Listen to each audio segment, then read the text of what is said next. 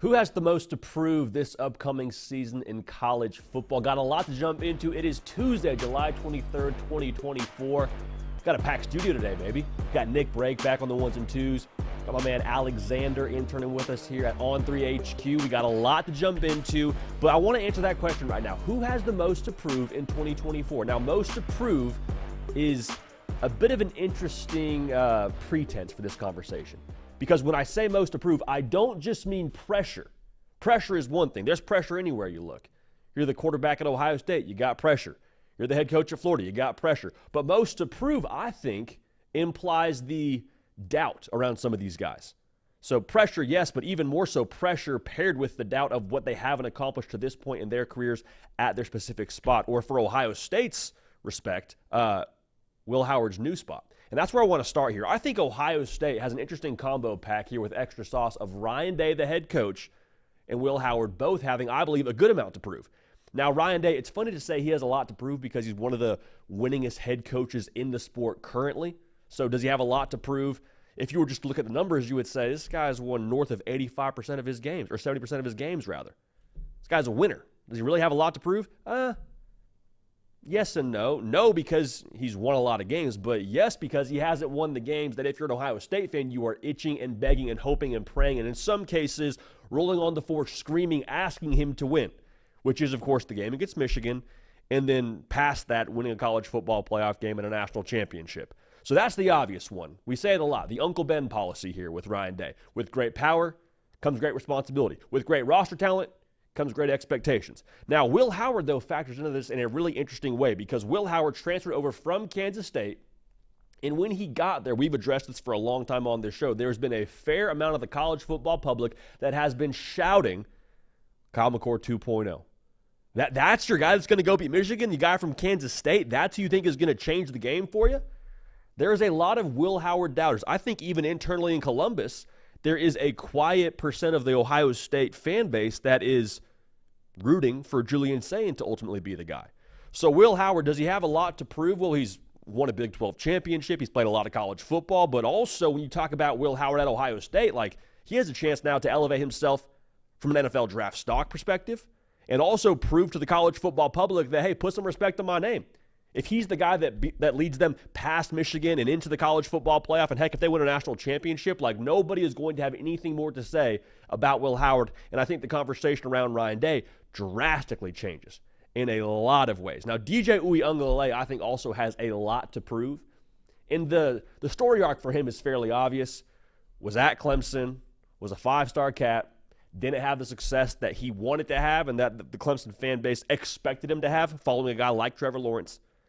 But the thing that I love so much about the DJU path here and the way that his story could finish, he is back in the exact same conference that he started in. Now, was at Clemson, then went to Oregon State, now he's at Florida State, and he is exactly where he started his college career. Same opponents, same environments, same level of competition. And so if DJ Uiagalelei has success, I think you ask the question, well, what changed? In a large way, you probably talk about the circumstances. I think he has, again, the best play caller he's ever had, Mike Norvell. I think he has arguably the best weapons he's ever had offensively. But to put a finer point on it, DJ Uiagalelei, if he has success in 2024, deserves a lot of credit for how he's changed. Because that's the thing that I think we overlook so frequently in college football. We see players on Saturdays and we say, that's who you are. You're not getting any better. Like, period, the end. That is who we define players so quickly. And DJ Uiagalelei has played a lot of college football. If he has success at Florida State, give him a lot of credit, not just for being able to evolve and become a better football player, but give him a lot of credit for being able to endure the external circumstances, to be able to block out the noise. I'll tell you what, man, it's very difficult. I have to imagine. I can't say this from personal experience. I have to believe it's very difficult to be a five-star quarterback, to be the perceived next great one at Clemson, and then to not achieve that. I think that comes with a lot of tough internal battles, probably a lot of tough emotional battles. I'd have to imagine a lot of self-doubt you have to battle through. And so for him to have success at Florida State, I would love that. I mean, I'll say this: we are We are very openly rooting for underdogs on this show, especially Underdog Story. For DJU to be able to have the year he had at Clemson, the career he had at Clemson, and then go succeed at Florida State, I would love that. Florida State and their title hopes, their ACC title hopes, rest with DJ Uyunglele. They do not hoist that hardware in Charlotte without him doing his thing. So absolutely has a lot to prove, but I cannot wait to see what he does. Now, Lincoln Riley is a very, very curious case this year in Los Angeles. Because USC, they moved to the Big Ten, and I think USC, over the course of the last couple of seasons, has been going through this refinement process. Like when you're allergic to something, the best case scenario, or the best practice rather, is to slowly but surely cut things out of your day-to-day life. Hey, I'm going to cut out dairy. I'm going to cut out bread. I'm going to cut out this. I'm going to cut out that. And eventually, you keep cutting things out until you start to see changes in that specific illness or allergy or whatever. USC has been doing that defensively. Hey, maybe it's the players. Let's go to the portal. Let's bring in a Bear Alexander. Let's bring in a Mason Cobb. Let's try and cut out the bad players, quote unquote. Well, that really wasn't the fix, was it? USC still struggled defensively. So this past season, you say, well, let's cut out the defensive coordinator. Alex Grinch, probably a year too late. If you're a USC fan, you feel like maybe you wasted Caleb Williams and his potential. It is what it is. You cut him out of the picture. Well, I think this is the year where if you're Lincoln Riley, you can prove that it's not a Lincoln Riley problem. Because if it's not the DC and it's not the players, there's going to be a lot of fingers that are definitively pointing at Lincoln Riley saying, okay, it's a philosophical problem. It's a philosophy problem. It's how you run your football team. And I have defended Lincoln Riley because I think the phrase Lincoln Riley defenses is always a little bit peculiar to me. Like when people say, well, that Lincoln Riley defense, they won't amount to anything. It's like, well, Lincoln Riley, I'm sure he's involved on the defensive side to a degree in terms of how they run their practice. He obviously hires the staff. It's obviously his football team. But like Lincoln Riley, I don't believe is sitting back there in the linebacker meeting saying, hey, we want to play this way. We want to have this technique against this kind of look.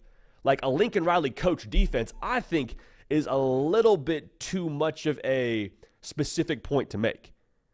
So I think it's a little bit silly to say, Lincoln Riley defenses. Lincoln Riley is an offensive guy. All right, now I will say this, though. At the end of the day, when you're the CEO of an operation, you're responsible for every single department, regardless of what you specialize in. So if Lincoln Riley's defense this upcoming season, the USC defense that is ultimately head coached by Lincoln Riley, doesn't have success, you start to wonder, okay, well, what's the issue here? We tried to get better players. I think they did that. We changed defensive staffs. Again, I think they upped in a big way on that side of the football. But if you don't have success again, you're like, well, Lincoln Riley, what's the deal here?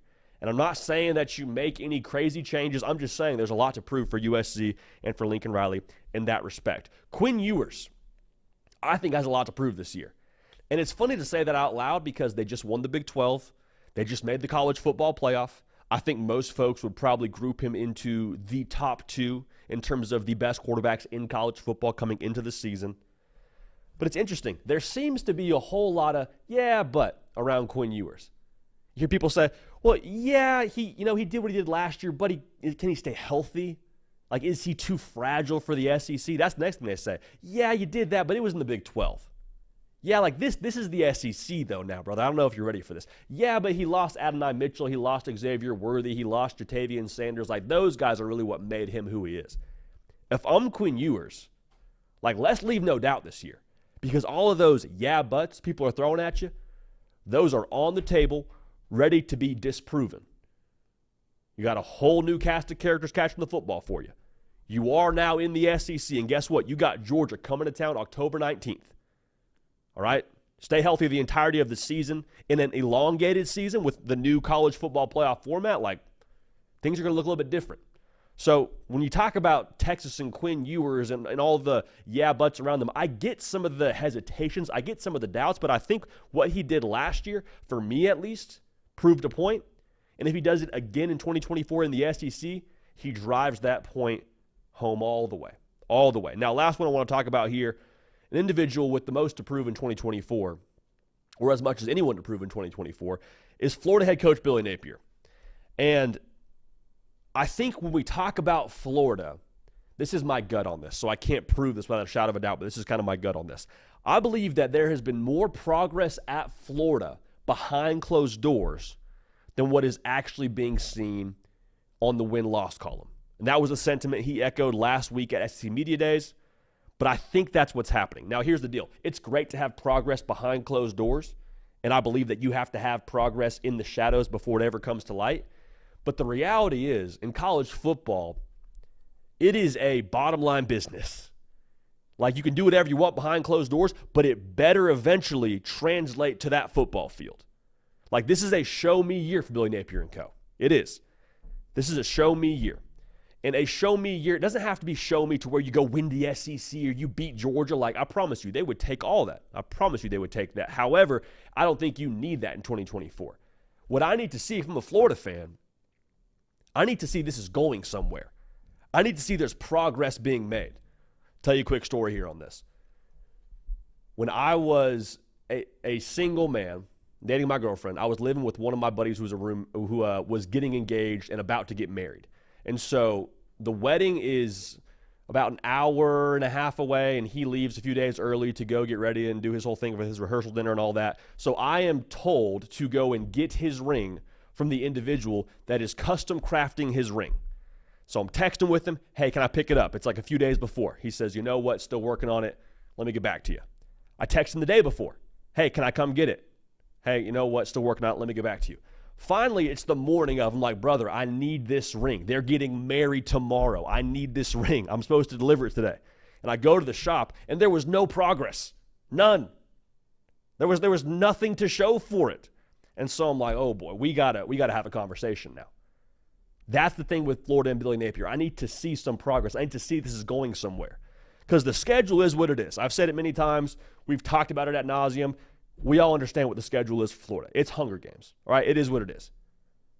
I don't need you to win 10 games, but I need to see some progress, need to see it's going somewhere. And again, I think with Florida, they have the tools to do that.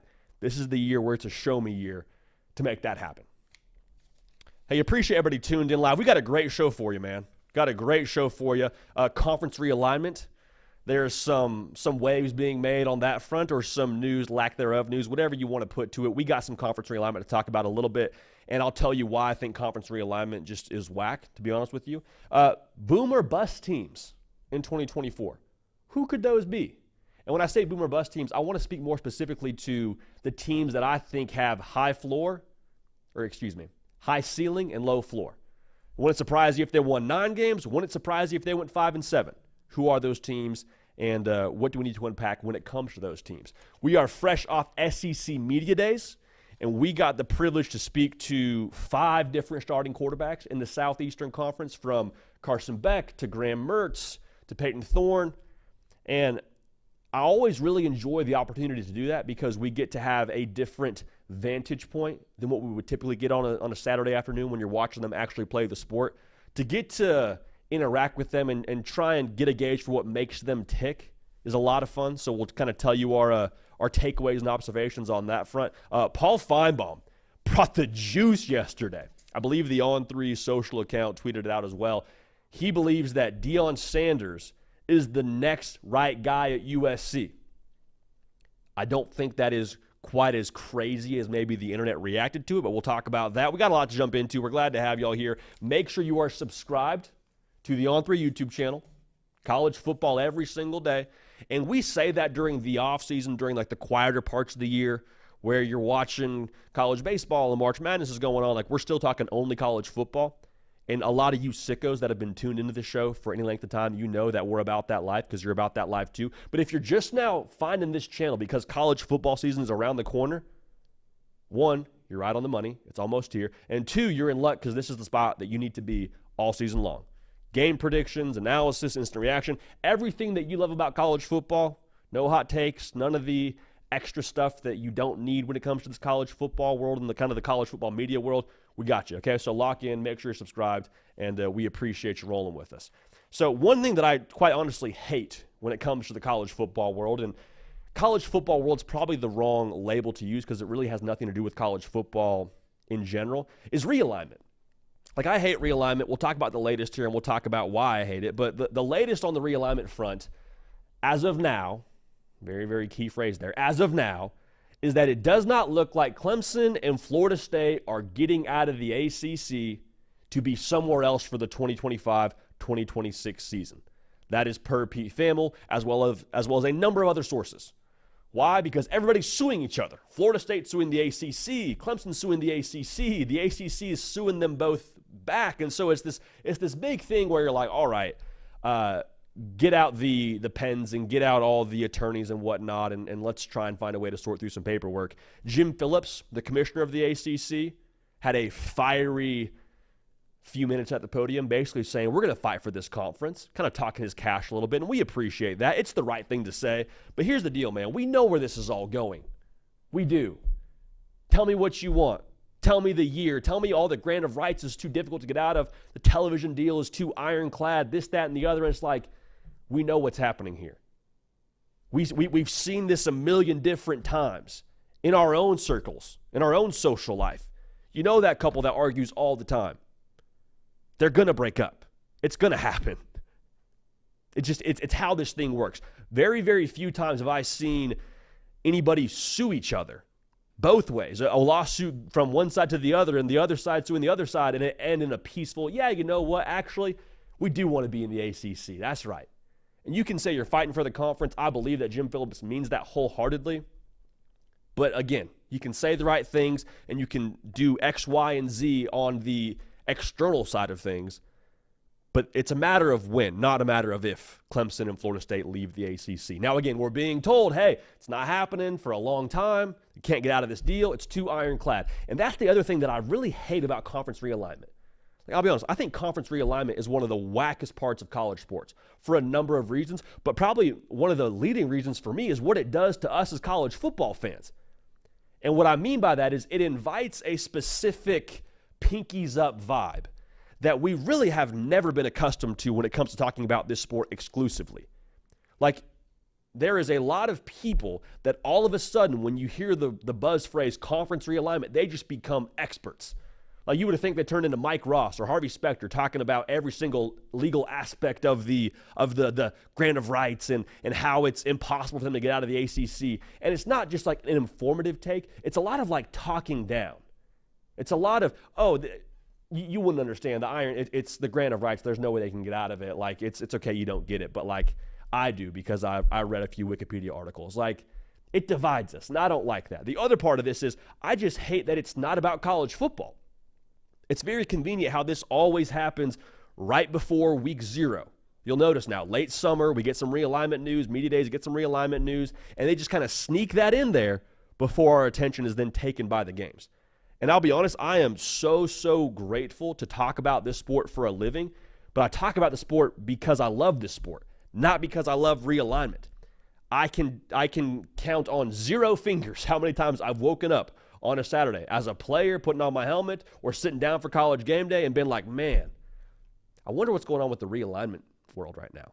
No, nobody ever thinks that. Realignment is something that folks from the business world or the legal world or the folks that wear a suit and tie to work, the Peter Millar culture, they're big on realignment, not us as college football fans. So it's kind of like going to the dentist.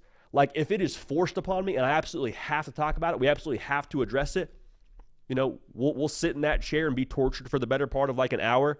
But this is not anything anybody actually is super invested in when it comes to the college football world. So it is what it is. I'm not a fan of it. I also don't love the way that it's tinkered with the fabric of our sport. Like, I grew up on the Pac-12, on the Pac-10, watching Oregon and Stanford, watching Cal and USC. Like, those were matchups I enjoyed as a kid. And now, thanks to realignment, those are look a little bit different. But it is what it is. It is what it is. Realignment, not something I enjoy. That's the news we have right now is Clemson and Florida State. They're not leaving anytime soon. I said this before, I'll say it again. I would treat realignment the same way I would treat attending a murder mystery party. Head on a swivel, trust nobody. Because we could see some news break. It wouldn't surprise me if in a month or in a few weeks they say, actually, Clemson and Florida State, they're leaving to insert whatever conference you want next. So the narrative is controlled. It is what it is. Not a fan of realignment, but nonetheless, college football season is almost here. We'll move on. Peter Millar catches some strays, man. If you, hey, I enjoy Peter Millar as much as the next guy. I just think the majority of folks that watch this show, and I can definitely say the folks that host this show, probably don't own as much Peter Millar as maybe the folks that are dealing in the conference realignment things as a whole. But if you're watching live, hey, go ahead and make sure you like the video for us. We appreciate you so much for that. Helps us do more of what you want to see, because it gives us more feedback on what you're watching and what you like and all that. So subscribe to the channel, like the video. We appreciate you for that. Also, quick shouts to the podcast crowd, man. Y'all have been hustling. We've seen the numbers just continue to spike.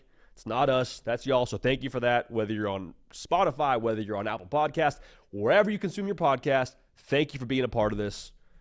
Go ahead and keep that good stuff coming, and subscribe to the channel, or subscribe to the podcast feed, I suppose, and leave us a review. All right, who are the teams that we would not be surprised if they were to boom in 2024, if they were to fall flat on their face in 2024? The word that I guess you would use there is volatility. Who has the most volatility in 2024 across the college football landscape? Now, it's important to note here, everyone's boom and bust looks a little bit different, okay? Like a boom for Notre Dame is being that 5 seed in the college football playoff and probably having 1 to no losses, and their bust would look like being 9-3 and probably missing the dance. Whereas a lot of teams would give their left arm and a kicker to be 9-3. So it is what it is. But let's start with Notre Dame, man. What I just said is true. A boom for them is being a 5 seed in the college football playoff, and a bust would be like missing the college football playoff. Now, I really like Marcus Freeman. I really like this roster. I think this is as dynamic in offense, potential-wise, as they've had in South Bend since Marcus Freeman has been there, and arguably before that. Okay? They went to the portal, got themselves some playmakers on the perimeter, got themselves some real speed on the perimeter. Last year, the wide receiver room wasn't bad, but it wasn't a ton to write home about. Marcus Freeman fixed that via the portal, and also via the portal, went out and got himself a Riley Leonard, which is a game changer. If Riley Leonard hits the way that you hope he hits in South Bend, this offense will be massively potent. This team will be either one loss or undefeated, and they will be a force in the college football playoff. His raw ability speaks for itself. There's a reason why going into last year he was on a lot of, top 5 in terms of NFL draft quarterbacks for the draft crowd, and I appreciate that. A great athlete. You saw it last year many times at Duke when he was healthy. But here's my deal with Notre Dame. I like Riley Leonard. I don't know how much I trust him yet. Notice, I did not say I don't trust him. I didn't say he can't get it done, because he absolutely can, but I need to see a little bit more consistency from him. Because in the big moments against really good opponents, he hasn't necessarily been the definition of consistency. Like last year, massive win against Clemson, did a lot on the ground, only completed 52% of his passes. Against Notre Dame, he battled through, man. He ended up getting hurt in that game. Kept Duke in that all the way to the finish, but completed 44% of his passes. Going back to 2022, completed 52% of his passes against Miami. So, I'm walking this through, and I'm like, I love Riley Leonard from a skill set perspective and from what he can do for you, but I need to see a higher degree of execution for Notre Dame to ultimately end up booming and be a college football playoff team. Now, I think the defense also will help him out quite a bit. Notre Dame, I wouldn't be shocked if they made the college football playoff. I think actually right now there is minus odds for them to make the college football playoff. But with that being said, I need to see a little bit more juice from them. Otherwise, they're going to get someone snuck up on them, like a USC, like a Florida State, this, that, and the other. Now, Oklahoma, I think, is a boom or bust team. Right now, the over-under win total for them is 7.5, which when you're looking at it on FanDuel, or whether you're looking at whatever, service you like to use to bet on your favorite team's over-under, just doesn't really look right. A lot of cognitive dissonance is, I think, what they call it in the psychological world. Doesn't really make sense when you look at it. Your brain's not used to seeing it. Now, Oklahoma can fly past that over, can fly past 7.5 wins. They could be a 9-10 win football team. 10 wins, spoiler alert, will get you in the college football playoff. Not predicting it, I'm just saying. It's all about, for me, how much they get from the offensive line. I love Bill Bedenbaugh. I need to see that offensive line with more or less 5 new characters on it, how they mesh and how they protect their young quarterback. So it starts up front, but then it goes to your quarterback. Now, your quarterback is a 5-star plus kind of player in Jackson Arnold. who got himself a little bit of time at the end of last season. I don't put a ton of stock into that bowl game. It is what it is. Who was trying to figure out being a quarterback against a really good Arizona defense. You mark it up to being the bowl game. But if you're able to protect him, whenever that light bulb comes on for him, Oklahoma's going to be a force. Now, you hope it's sooner rather than later, but let's say that light bulb comes on against Tennessee when they come to Norman early on in the season, and they end up cranking, and Jackson Arnold from that point forward has the confidence to boost him. They got a lot of playmakers on that team. They got a lot of weapons for him to throw the football to. And so if the offensive line can protect him, which is the sentiment we've got at really for the better part of this entire offseason, that's going to make Oklahoma a stumbling block for a lot of teams in the SEC. So boom for them, I think, looks somewhere in the range of 9 wins. And if they bust, it's somewhere around 6 wins, I think. It's the SEC, it's difficult, but that's kind of the fact of the matter when you break in a new offensive line and a new starting quarterback. LSU, man, the questions for them are very, very black and white when it comes to their success in 2024. How much does the offense regress? Because you lose 3 first-round picks, one of them being the best player in college football last year in Jane Daniels. And how much does the defense improve? Because the defense, the good news for the folks in Baton Rouge, cannot get too much worse. Now, we're going to talk a little bit more about this a little bit later in the show. We sat down with Garrett Nussmeier. Love that dude, man. I came away from SEC Media Days a massive Garrett Nussmeier fan. Now, the unfortunate possibility for LSU fans is, let's just say maybe it takes a second for him being the guy in Baton Rouge. Now, I probably would predict against that, but let's just say it's a scenario that is in the bag of possibilities. And then the defense stays bad. That is the doomsday scenario. That's the doomsday scenario. Because let's say last year, if you didn't have Jaden Daniels on your team in Baton Rouge, what's LSU's record? They went 9-3 with him, having the most prolific offense in the country. If they didn't have him last year, what are they? 6-win team? Maybe a 7-win team? You catch my drift. Now, I lean boom on LSU for a couple of reasons. I already said I love Garrett Nussmeier. I think this offense will keep the same flavor of being wide open, push the ball downfield, and none of us today are sitting here questioning if Garrett Nussmeier has the ability to push the football deep. That was the question we asked last year with Jaden Daniels at this time. Hey, great athlete, good thrower of the football, but can he unhitch the wagon? He did that, and they scored a buku amount of points, or buku points is probably the correct way to phrase that for all our folks in Cajun country. I just don't buy the idea they're going to stay bad on defense. Now, what does that improvement look like? Remains to be seen, but I don't resonate with the idea that the LSU Tigers will field a 100 and something total defense for the second year in a row. Makes no sense to me. I don't see that.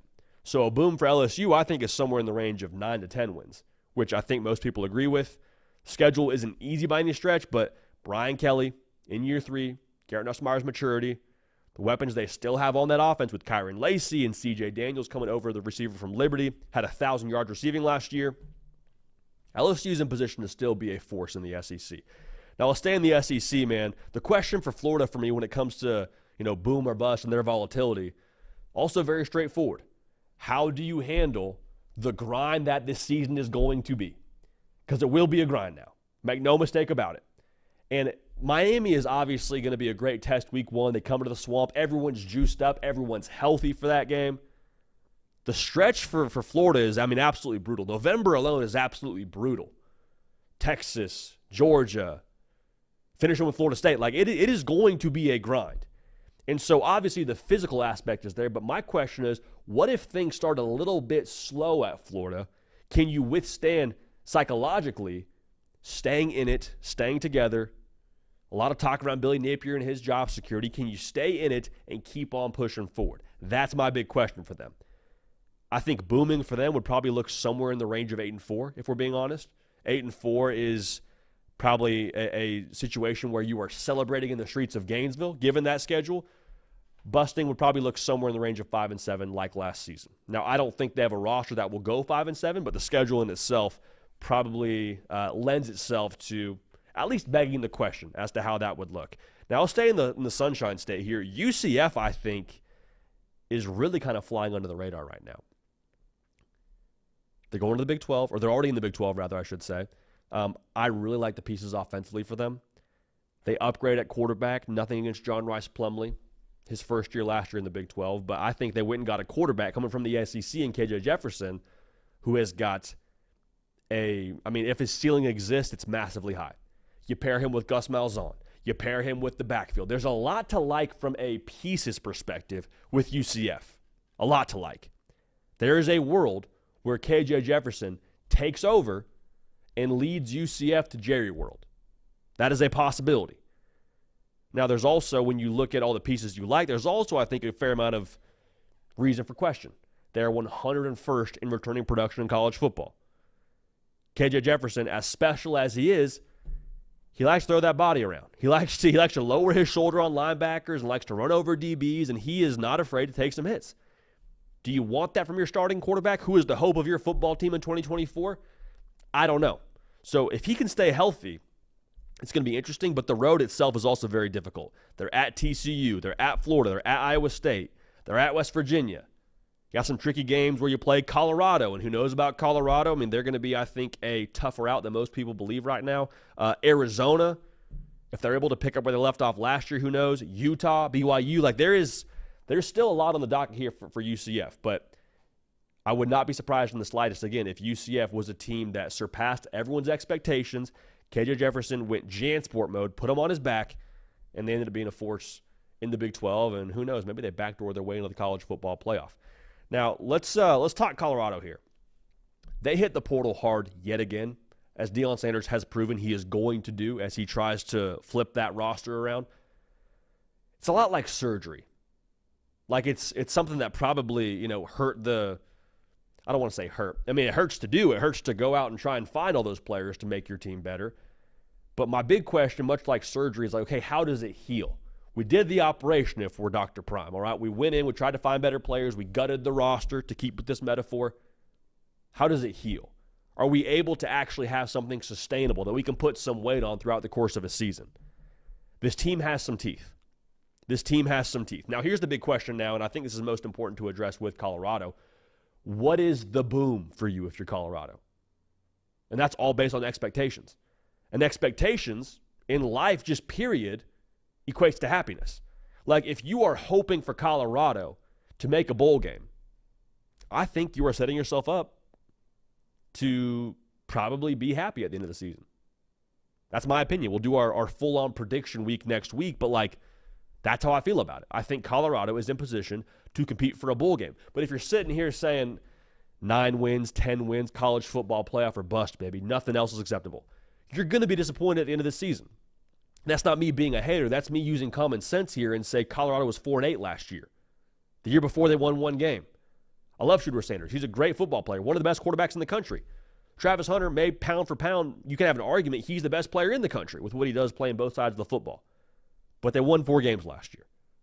If you're expecting them to win 10, you're going to be disappointed. I think a boom for them would be winning 6 games and then win the bowl game. That'd be great. That'd be phenomenal. But that's how I feel about Deion Sanders in Colorado in 2024. How does that portal surgery go over for them in year 2 in Boulder?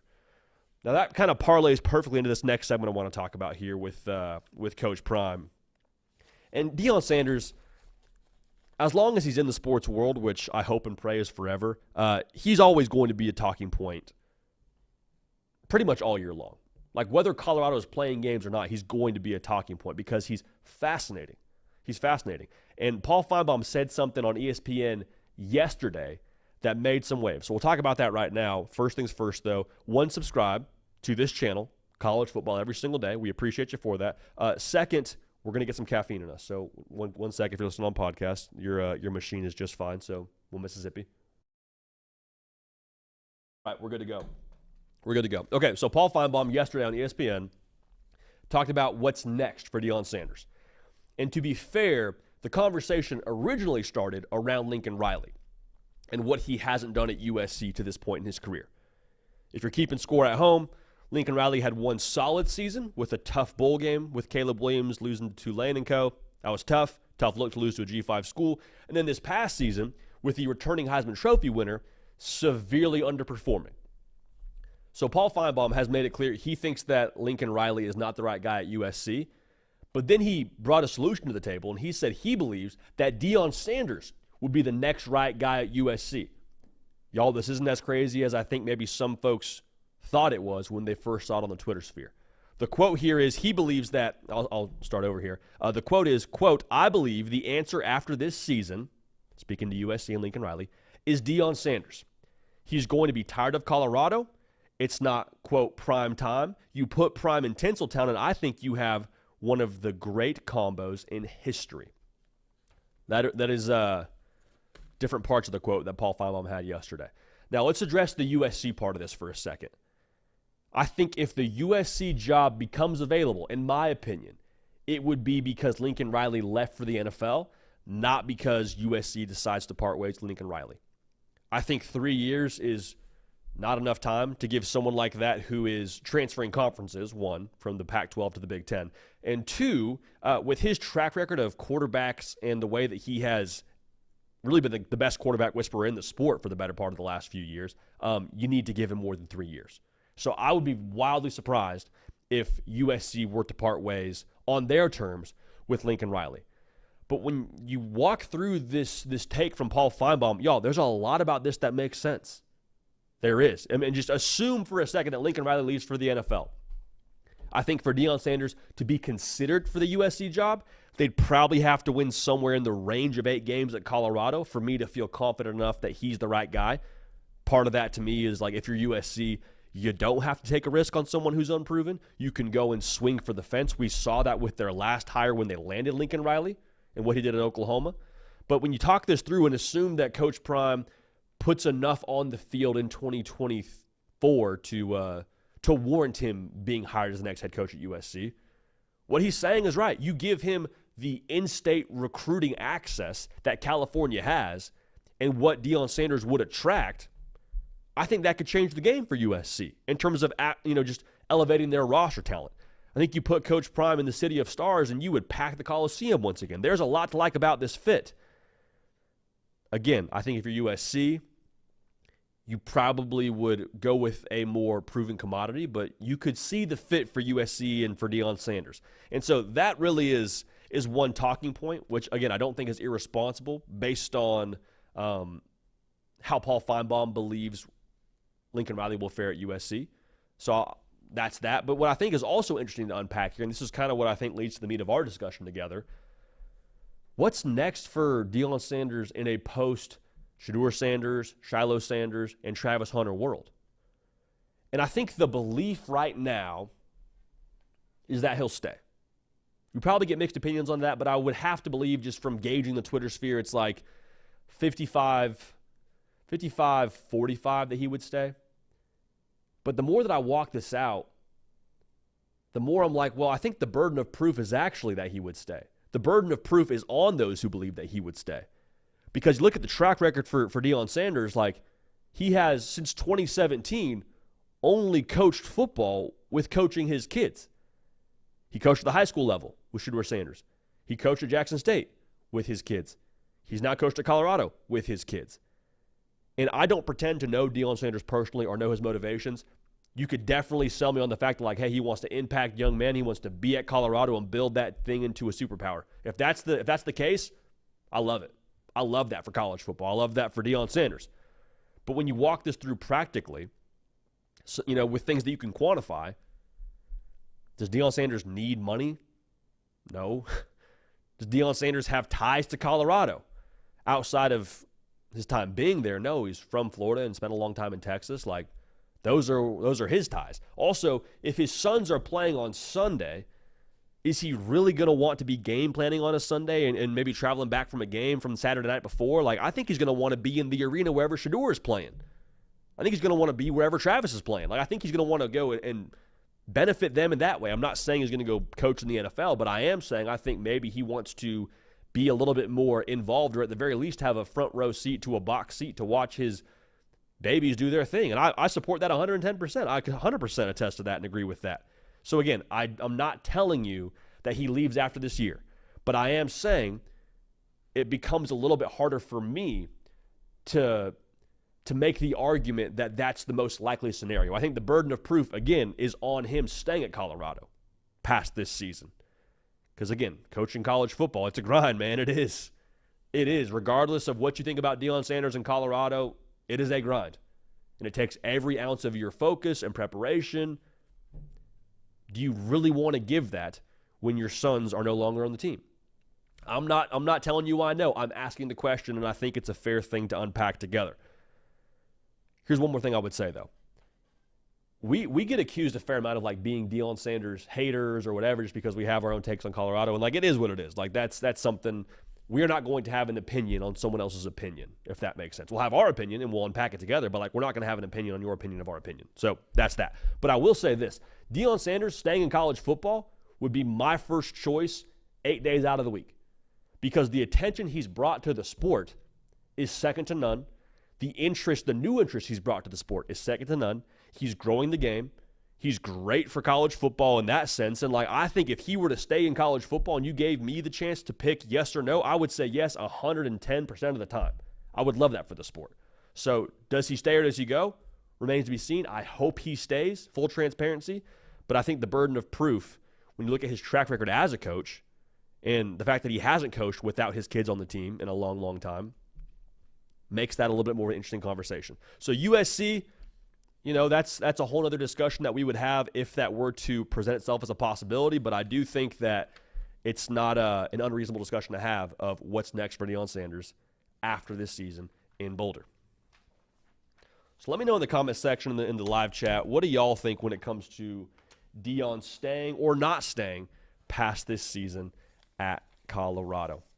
Now, we are fresh off SEC Media Days in Dallas, Texas, and it was awesome, man. Like, I always love that event the 2 times I've been able to go because it feels like the unofficial, official kick of college football season. And yes, it's just a talking festival. I get that, but we actually start talking about the schedule. We start talking more in-depthly about the rosters. We start talking about fall camp in a it's almost here kind of sense. So that's a lot of fun.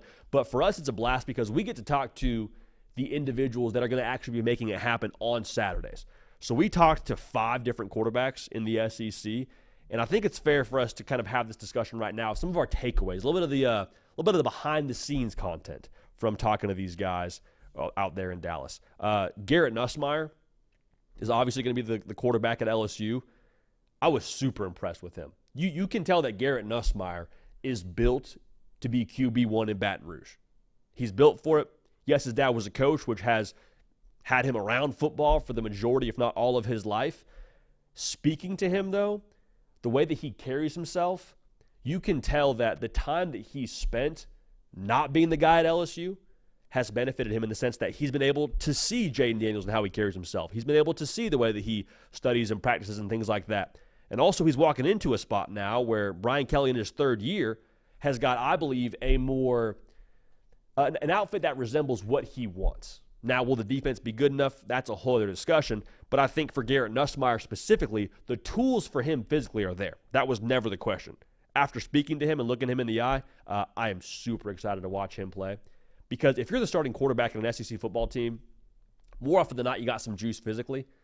But I think his competitive and mental makeup is going to be a separator. I cannot wait to watch him sling it. Jackson Dart, we interviewed him standing up, so we got to kind of be like eye to eye with him, or I guess he got to look down at our forehead. He's a solid 6'2.5". We talked to him too off the air, and he's like, yeah, that roster's probably shortened me a half inch. I'm probably 6'2.5". They got him at 6'2", 220. That's a big dude, man. That's a big dude. You see him seek contact on Saturday afternoons. That frame, from what I can tell, I mean, he's built to take it. I don't want him taking it too much, but I think he's built to lower his shoulder a time or two when he sees fit. He operated and, quite frankly, dressed exactly how I want my quarterback to operate and dress if we're trying to break into the college football playoff if we're Ole Miss. My guy showed up with a Rolex watch, or a Rollie, as he would say, a Louis V bracelet on the other hand, some Gucci loafers, custom suit, like he was to the nines, and just carried himself with a kind of a California cool. I know he's from Utah, spent some time at USC.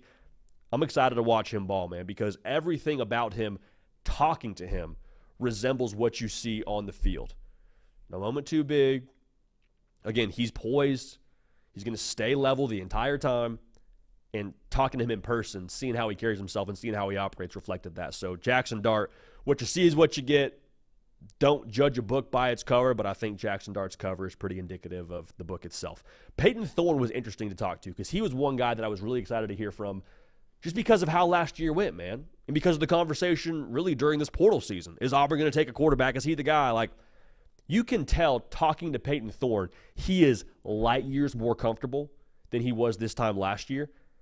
I just appreciated how secure he was in himself speaking to him.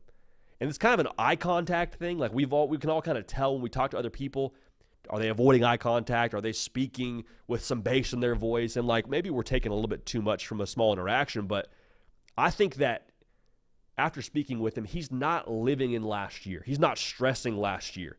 He understands last year was what it was. And he also lit up quite a bit when you talk about the future at Auburn and really what they can be this year and the new offense under Hugh Freeze and the weapons they got. Like, he just seems night and day more comfortable. I think last year was kind of a wash when you talk about what you're going to get from him. I think he's ready to show what he can do. So that was fun to hear from him, and also just encouraging to see that he wasn't beat up based on what happened last year. Talking to Carson Beck from Georgia is like talking to an NFL quarterback. He understands that he's the guy. He carried himself that way. Also was looking very, very fresh, just because we were taking inventory of that as well at SEC Media Days. I think you can make an argument for him being tied for first with Jackson Dart for the freshest guy at Media Days. It is what it is. Something he said that stuck out to me, though, if I'm a Georgia fan, was how he referred to the Auburn game as being a turning point in his season last year. He said, I understand at that point, like, if I go, we'll go. Like, at that point, it sounds like, based on what Carson Beck is saying, started to really turn it on and felt more comfortable. The good news, if you're a Georgia fan, you got a full year of that coming down the pipe. You got a full year of Carson Beck understanding, like, this is his team. If he kicks it into gear and does what he does, they're going to be more than fine, especially with the weapons they went out and got him. So Carson Beck, also what was interesting is the way that he talked about being more comfortable this year, because if you think back, like, we all kind of pegged him as the starter after that spring game. So in how we talked about this on this show, I mean, for the most part, nationally, was they haven't named him yet, but it's probably Carson Beck. It's probably Beck who's going to start at Georgia.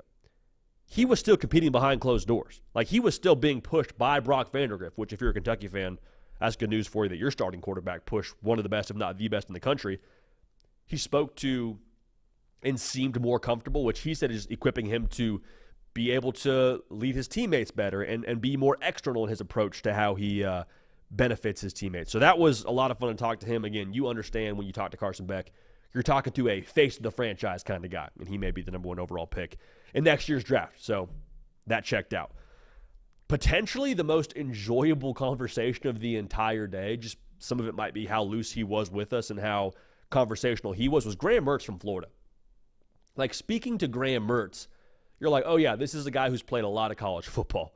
This is a guy who is comfortable in his own skin, who's an adult, and I appreciated, similar to Peyton Thorne, the way that he addressed what they didn't accomplish last year when we asked him about it. Like, we asked him about last year's lack of success in a roundabout way, and he leaned right into it. He's like, yeah, last year we are that team. Like, there's no excuses to be made for that. He wasn't apologetic for the lack of success last year. But he was also very quick to say, last year we are that team. We're not that team this year. This year's team is not bound by last year's lack of success. And so I think just how confident he is in a lot of ways, I believe, is a byproduct of what he had to endure at Wisconsin. Because when he got to Florida now, remember, he was not a lot of folks' first choice to be the portal take for the Gators at quarterback. A lot of other names that folks had on their hot boards ahead of a Graham Mertz on the social media side of things. He's had to block out the noise for a while now, and I think that matches up perfectly with what is going to be required at Florida in 2024 to succeed. So really appreciated all their time. It's media days. You try not to take too much from a small conversation, but there's some dudes in the SEC now at the quarterback position, and we appreciate getting to talk to those guys. Now, full transparency, we had some requests out for some other cats as well.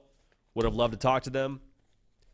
Media days is just a circus, so would have liked to talk to Milroe. That would have been great. Would have liked to talk to Taylon Green. Would have liked to talk to Andy Staples, and I'm getting Quinn Ewers. That was phenomenal, too. Go check that conversation out. That's on the On3 YouTube channel. But if we didn't mention your quarterback, not because we weren't impressed with them or not because we didn't want to talk to them, just kind of the way that the deck fell at media days. All right, so we're about to get the live chat here in a matter of just a few minutes. So go ahead and, like the video, just good practice for us. And also get in the live chat, and we'll have a good time. But there was some news that came out yesterday, and the On3 main account on social media, on Twitter, broke this as well. Maybe broke is the wrong word. Posted this as soon as it became a reality, as soon as this news broke. There's going to be a Connor Stalions documentary coming on Netflix, August 27th. Now, if you don't know what I'm talking about, I think the majority of our fan base does, but Connor Stalions allegedly stole some signs for Michigan Wolverines football, and at the end of last year, I guess it was early November, late October, eventually resigned from the staff. He was like a special staff member on that team in terms of what he was designated with doing. He wasn't like a position coach. But bottom line, Connor Stalions, the documentary, is coming to Netflix August 27th. Again, the title is Sign Stealer. I think they probably could have gone a little bit harder on the name here, if we're being honest. Some others that I would have been a fan of, Michigan Manifesto. Because remember, he had that like multiple 100-page manifesto he had about eventually being the guy at Michigan. Another one I would have liked, I Saw the Sign, the Connor Stalions story. Of course, a play on words from the Ace of Base song. Those Who Spy Will Be Champions. That's a play on words from the Those Who Stay Will Be Champions from Bo Schembechler. So I would have been cool with all those. Sign Stealer, could take it or leave it. My first thought, though, when I saw this was coming out, I was like, all right, Netflix, we got to dig deep.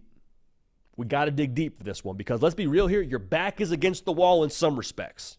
All right? You had Swamp Kings. You had Johnny Manziel. Both were good. Both were fun. Both were great stories to cover, but like, I think we left some meat on the bone is what I believe the majority of the college football public is feeling like right now after watching those docs. So expectations now are a little bit tempered. All right? We're scared to get hurt again as the college football public. If I am overseeing this whole operation, I am going and finding every single individual that was a part of the Manti Te'o documentary that was also from Netflix's Untold series, because that was a banger, right? That was awesome. Let's go do more of that. Let's lean into that, the untold part of it, not just the parts that have already been told and you're retelling us, all right? Now, the fact this is getting turned around and already going to be a documentary is the most 2024 thing of all time. Because historically now, we all understand documentaries are usually made several years after the thing the documentary is on happened. This documentary is going to be made about an event that happened 9 months ago. All right, not even a full year. So I love that. That's a lot of fun. I hope they do a deep dive on Connor Stalions and his origin story. One, because that would make a lot of sense based on what this documentary is about. Two, because I have some people in my life that are, let's say, a degree to 2 degrees of separation away from Connor Stalions, people that know Connor Stalions. And they talk about him as just being like an absolute college football sicko, a Michigan sicko, and I hope that they dive a little bit more into that story. And my prediction on this is I think that we are going to leave this documentary as the college football public, and I think empathize a little bit more with Connor Stalions. Now, cheating is wrong. Nobody is saying cheating is ever okay in any form or capacity, but like, I think all of us that weren't Ohio State or Penn State fans, when we saw Connor Stalions or the alleged individual that looked like Connor Stalions on the Central Michigan sideline, you're kind of like, all right, that's a little bit impressive. Like the fact that you got on another college football team's sideline and did not get outed until however many weeks later, that's kind of impressive. That's kind of impressive. So, again, it is what it is. But here's my concern a little bit about this documentary. Not the quality, not the story. The negative of this whole thing coming to light is there's inevitably going to be individuals in the college football public that will see this documentary that's meant to just be telling a story, meant to just be unpacking what happened and going into a deeper dive of the actual events. And they're going to use it as ammunition. Well, Michigan, they cheated the science. Look at the documentary. No, actually, they beat your team without their head coach. Sit down. Well, that clip that circulated on social media, remember the one where, like, oh, they look at Ohio State's sideline and they get the sign, and then Connor Stalions tells the defense, and they're all yelling at the sideline because they know the play, and then Ohio State threw a touchdown pass on that exact same play. Like, that's the thing here. With the sign stealing stuff, and this is something we said when this whole deal was going on, sign stealing does not actually equate to knowing the play. Is it illegal? Absolutely. Is it an edge? Absolutely. Does it make the end-all, be-all difference in your football game? I would guess 90% of the time, probably not. Well, JD, but the signs, this and this. Was it the signs or was it the 13 NFL draft picks Michigan had on their roster last year? They didn't have Jim Harbaugh during that 3-game stretch where they beat Penn State and Ohio State. They didn't have Connor Stalions during that stretch either. I'm just saying.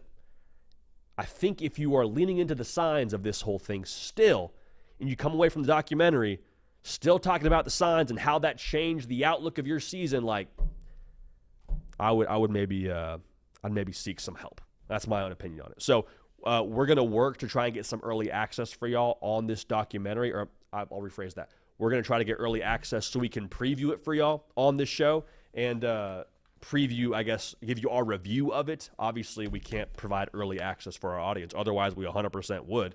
So I guess we'll check on that too. But we're going to try and get a sneak peek of this and kind of give you our thoughts on it before it comes out. But regardless, excited to watch that. Excited to hear y'all's thoughts on it. Should be a really good time.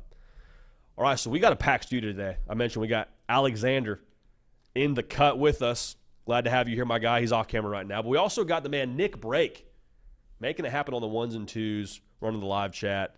And we're reunited, man, and it feels so good. How we living?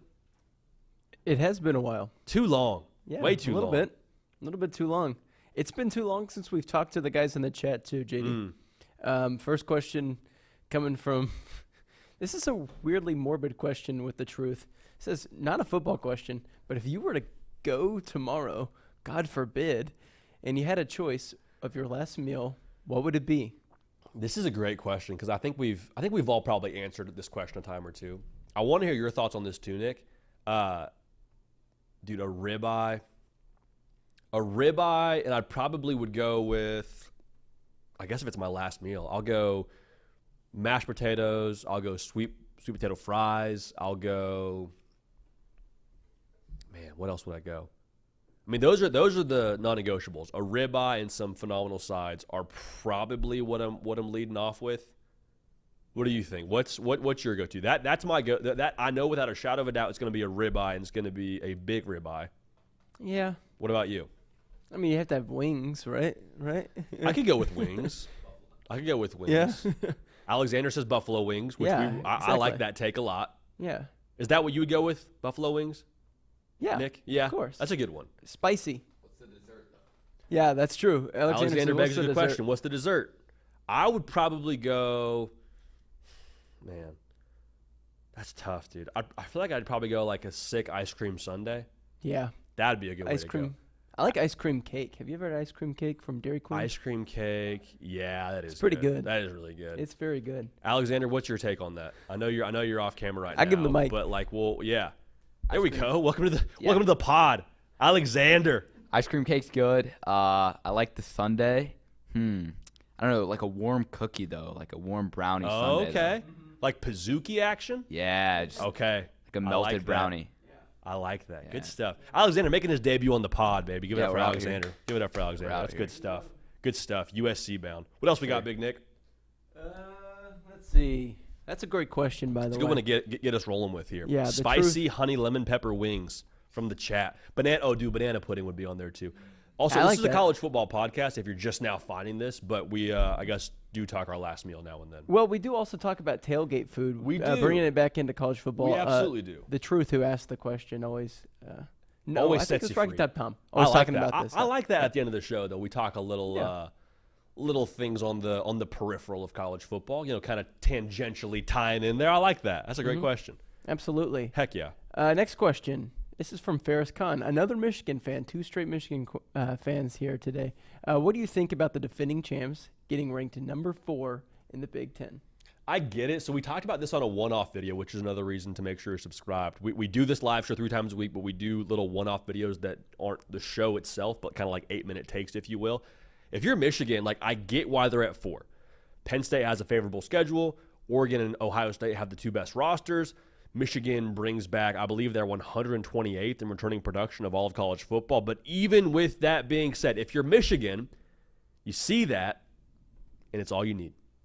because they thrive off having that chip on their shoulder. We saw it when Jim Harbaugh wasn't able to be their head coach for that stretch last year. Like they fed off that. I think you can take this and say it's disrespect and say it's, they're not taking us seriously. We're the defending champs. You can walk me through why it makes sense, and I don't think I disagree with them being at 4 right now. However, I don't think they'll finish at 4. I think they could be a team that finishes a little bit higher than that, but remains to be seen what our actual take is there. But would not be surprised if they finished higher than 4. Let's just leave it at that. Okay. A lot of dudes on that team still. You see all the Sandman pork ribs, or beef ribs, I'm sorry. Burnt ends. Pork belly. Texas barbecue in general. Goat Dog says ranch or blue cheese. I don't do any sauce. I just eat it really spicy. You. I'm sauceless too. Yeah, I'm sauceless. I mean, besides the actual wings themselves. Yeah. That's what I want. Yeah, exactly. That's good stuff. Excuse me. Sorry, JD. What are you saying? No, I was just agreeing with your sentiment there. We're on the same page. Okay, cool. Well, let's go with one more question then. Love it. Gator Swag 15. Ask JD, if Florida goes 9-3 with that tough schedule that we saw earlier, is that good enough to make the playoffs? I knew that was coming. In a vacuum, 9-3 leaves you out. Florida's 9-3. It is a conversation. I think they need some help. I think 9-3, you would probably also need some probably unimpressive championship games. You would need one of those wins of those 9 to be against a highly ranked Florida State to end the year, kind of a statement. Because we all know recency bias, it does play a factor in the college football playoff selection committee's mind. We can say it doesn't. It does. We're all human. We can all admit that. I think it's possible. And we actually did a segment on this earlier in the spring. Like 9-3 typically will get you left out of club playoff. But 9-3 with the gauntlet of a schedule that a Florida has, that an Oklahoma has, that a South Carolina has, if they were to go 9-3, it's suddenly a discussion, and we're doing the resumes and we're doing the quality loss versus best win. Like, just get on the graphic is what I would say if I'm Florida. Get 9-3, get on the graphic, have us compare you to a 10-2 ACC or a 10-2 Big Ten or what have you, and make it a conversation. That would be what I would say. I'd still be surprised if they got in at 9-3. But I think it's a conversation. Okay. I love that. Good stuff, Nick. Hey, we're back, baby. Yeah. We're so back. Like we never left. It's crazy. It's so crazy. Is it going to rain Wednesday? Do we know? Yes. Okay. No storms. We played in the rain last week, so no storms. By the way, we tied last week. This is a football podcast, so I'm sure ties are really, it's a bad word, but we did tie last week. They tie in the NFL, though. They do, but this is college NFL. Football. Yeah, we don't tie in college football. Dude, I've never been so proud. I've never been so proud. Heck yeah. Yeah. Heck yeah. Well, Nick Brake, we'll do it again tomorrow, brother. Yeah, we'll do it tomorrow. Awesome. Nick Brake on the 1s and 2s. Alexander making his debut on the pod. USC bound Alexander, by the way. Fight on, he says, from the stew. Hey, we appreciate y'all being a part of this, man. It's fun to be back in Nashville. Fun to be back at our I guess home studio feels misleading, but our home environment studio, if you will. We are back on the air tomorrow, as we always are, 11 a.m. Eastern, talking college football. Who has the best chance to go undefeated? We'll talk about that as well as some teams that are growing on me. Now, next week, I should have said this earlier in the show, but if you're listening now, you get this. Next week, next Thursday, is going to be our conference title and national championship predictions. But next week, a smorgasbord of predictions throughout Tuesday and Wednesday. Got a lot on the docket now, so make sure you're dialed in for all of that. On socials, Twitter, Instagram, at JD Patel. Follow me there so you don't miss anything. All right, hey, we love y'all. We appreciate y'all. We're going to keep this party rolling, and we will see y'all